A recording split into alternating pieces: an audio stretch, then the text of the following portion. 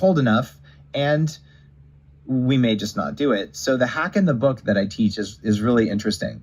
Most of the cold receptors that matter are actually on your face and on your upper chest. So what you do is you take a salad bowl that's big enough for your face and you put it in the freezer with an inch of water. And once it's frozen, the next morning, whenever you take it out, put some cold water in it, stir it around until the ice melts enough that you have really, really cold water. You take a deep breath. Now you're doing breath work. You bend over at the waist and stick your face right in that water all the way in and hold your breath as long as you can. Got that breath holding for sure. After 8 minutes, you're going to pull out. It's going to hurt. You're going to get like a freezy, frosty headache kind of thing. Wait, you're holding your breath for 8 minutes? Well, just 8 minutes. I'm kidding.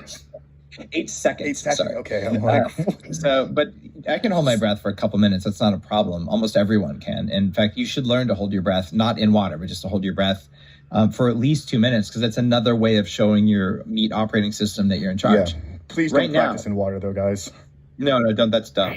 So right now, in fact, everyone listening, I want you to try this. Just breathe out and hold your breath empty and watch your stress response. Feel it in your chest. Most of us, when we hold our lungs empty for more than 5 seconds, you have an overwhelming desire to breathe and your body starts panicking when you don't. You know rationally that you could keep your lungs empty for 1 entire minute without causing any harm to your body whatsoever.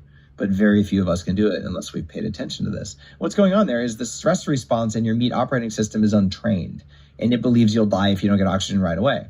It's really worried about running out of air because, lots of humans at one time or another have run out of air. So it just worries about that. And your job is to teach your meat operating system to only worry about real tigers. And breath work works, and it worries you'll freeze to death. And it worries you'll run out of food to warm yourself back up when you get cold. So you're just making it worry, which is another word for fear.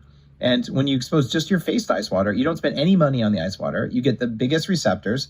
And after you do this for 3 nights, suddenly your face will be happy being cold instead of giving you a headache.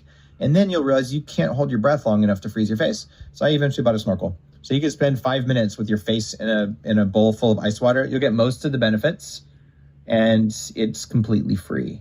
So that's the entry level, that or the cold shower trick. But I don't know, I live in Austin. Today, everything is frozen, but usually cold showers, you just don't get cold water. Mm-hmm. So that's how you do it. Yeah, no, that's